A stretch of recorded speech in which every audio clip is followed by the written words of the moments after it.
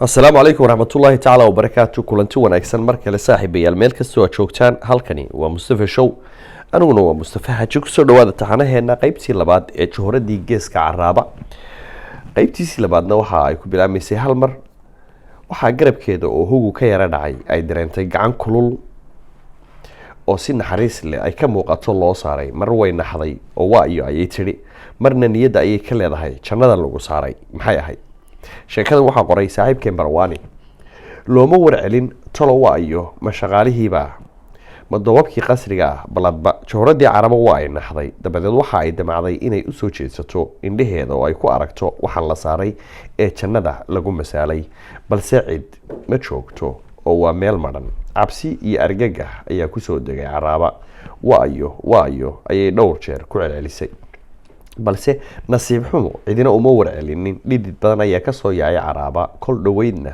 dab ay kulaasho ayay sugaysay hadda se dhidid ayaa fah ka soo yiri kaafiye kala dheeray gacmaha ayaa jareeyay oo gariiray bishmaheedii afka ayaa gariiraya baqasho darteed lugaheedii ayay dhulka ku hayn kari weyday ama ay dhigi kari weyday cid ka fujisa oo dhaqaaq tiraahda ayay ku rayn lahayd in mowdku hor taagan yahay ayaad moodaysaa way dheegagtay oo dhakafaartay oo amankaagtay oo afariirtay oo ay kala qabowday oo isku qabowday durbadiiba waxa uu soo galay shaqaalaheedii mid kamid ah oo ay dabkii kulaali lahayd u siday markay aragtay amiiradii qasriga oo aan hadal ka soo baxaynin haddana aan dhaqaaq lahayn ayay bilowday inay la hadasho waaba loo warcelin waayay waa ay ku soo dhawaatay oo taabatay kuna tiri mar wuu Caraaba maxaa ku helay yaa maxaa ku qalajiyay waa ay ruuxday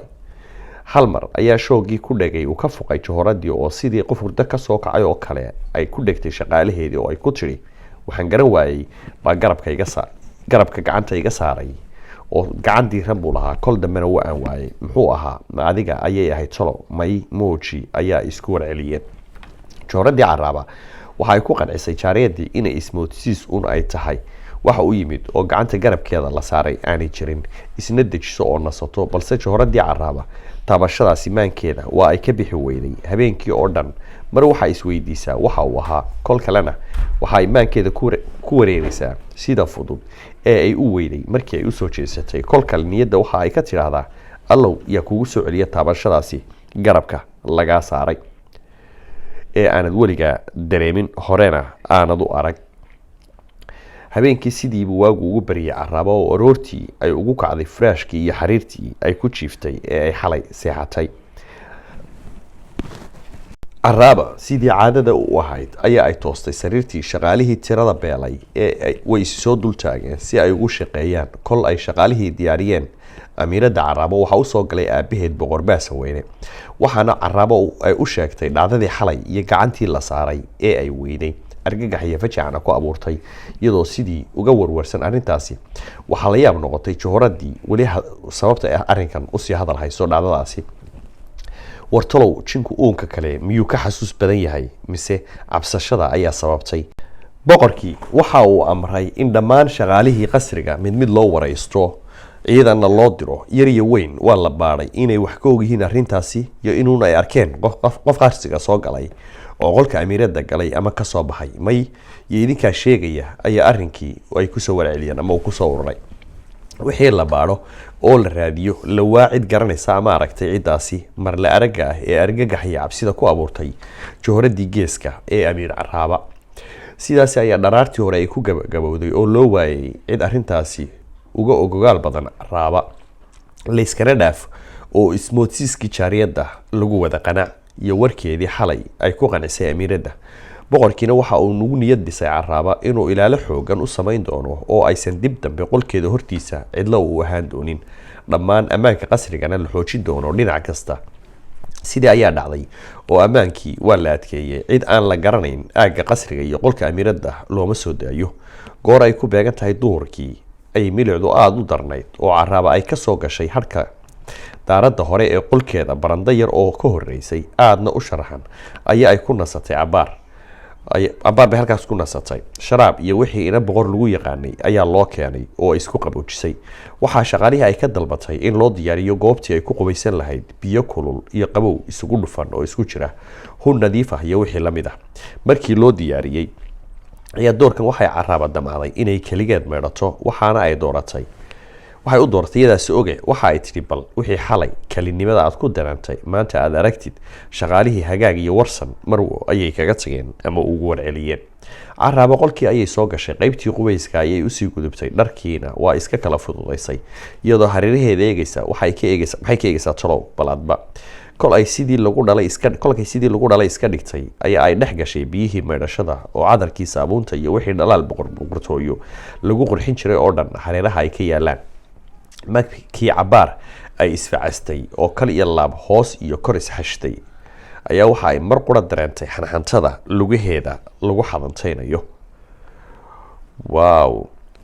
oo aad moodo in baadka qubayska qof uu kula dhex jiro sidoo kalena kasoo horjeedo walowsan aysan arkaynin oo biyaha cad iyo xumbo ay ka sareeyaan balse waxa ay dareentay xadxadaynta dareenka leh ee bowdiyooyinkeeda iyo cajaradeeda taabanaya kolba sidii caadada u ahayd ayay judhiiba naxday oo ka booday biyaha dhexdooda balse doorkan kuma aysan dhaygagin oo si aamus leh ayay dhowr weedhood isu weydiisay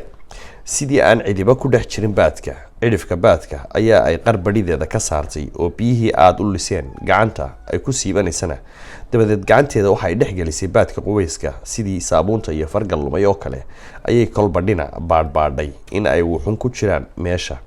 nasiib xumo waa ay weyday oo wax ma aysan helin markaan oo haddaa talow muxuu ahaa wixii baadka kugu xadxanteeyey demoji balaadba garo malaa caraaba waa ay waalan tahay mise talow ismoodsiiskii ayaa xadkiisa dhaafay oo maankeeda hadheeyey eebaa nooga waroone caraaba biyihii qubayska ayay ku noqotay dabeedna waxaa iska dhammaysatay meedhashadeedii kolkii ay kal iyo hoosba isnuurisay oo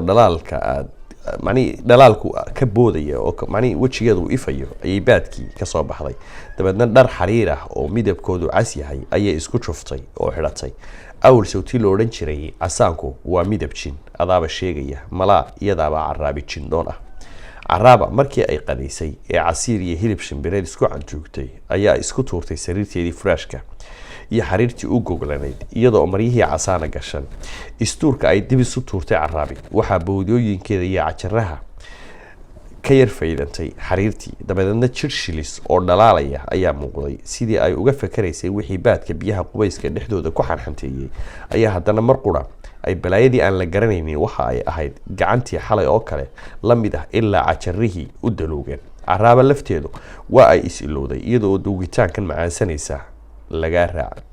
mar qura ayaa caraabi istiri taabo waxaa ku daluugaya talow ma shaqaalihiiba ah maye ma aha waa gacan lab ah xaada gacanta korkeeda ku taalla ayaa ay dareentay inay gacan laba tahay halkaas ay noo joogto sheekadan la yidhaahdo johoradii geeska ood kala socoteen mustafa show anigoo mustafa xajaadan haaruun naadi la socodsiinayay waxaa qoray saaxiibkeen cabdifataax xasan maxamed barawaani qaybta saddexaad intaynu isugu imanayno waxaan idin leeyahay sidaas iyo nooli kulante